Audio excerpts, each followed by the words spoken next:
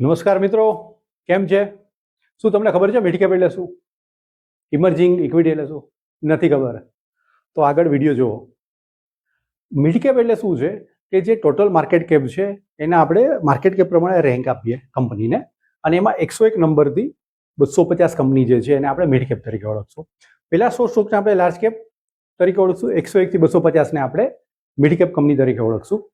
તો mid cap mutual ફંડને રોકાણ કરવું હોય તો 65% રોકાણ જે છે આ 101 થી 250 સ્ટોકમાં રોકવું જોઈએ.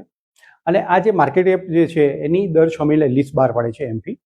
તો એનું જૂન 2024ના ડેફિનેશન પ્રમાણે 27,000 કરોડથી 84,000 કરોડ કેપ રફલી આ વચ્ચે આવતી કંપનીને આપણે મિડ કેપ તરીકે કરશું. અને 65% રોકાણ એને જે છે ગમે ત્યારે રોકાણ કરવું હોય તો મિડ કેપમાં આવવું જોઈએ. બાકીના 35% છે એમાં તમારું small cap, large cap, cash અને મિડ કેપ બી થઈ શકે છે. મિડ કેપની ખાસિયત એ છે કે હાઈ પોટેન્શિયલ ગ્રોથ છે, અનસર્ટેન ટાઈમ્સમાં હાઈલી વોલેટાઇલ હોય છે, લિક્વિડિટી થોડી મોડરેટ હોય છે, અને ખાસ ઇકોનોમી જ્યારે સારું કરતું હોય ત્યારે તમારું જે મિડ કેપ ફંડ છે એ ખૂબ સારું રિટર્ન આપે, પણ એ જ રિવર્સ થઈ શકે. અનસર્ટેન ટાઈમ્સ હોય ત્યારે તમારું રિટર્ન ડાઉન બી થઈ શકે એવું છે. બીજું, ઇનોવેશન અને એડેપ્ટિવિટી બી સારી હોય છે, ગ્રોથ ઓરિએન્ટેડ હોય છે, એક્સપાન્શન થઈ શકે એવું છે, અને ખાસ વેલ્થ ક્રિએશન કરવા માટેનું સૌથી મોટું લોંગ ટર્મ પોટેન્શિયલ છે. અને લાર્જ કેપ જે છે એના કરતાં આ વધારે ડાયવર્સિફાઈડ છે.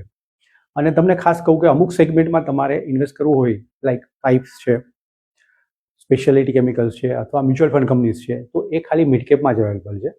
અને જે મિડ કેપ છે એના ટોપ 3 સેગમેન્ટ્સ છે કે જે ફાઇનાન્શિયલ્સ છે, કેપિટલ ગુડ્સ છે અને હેલ્થકેર છે.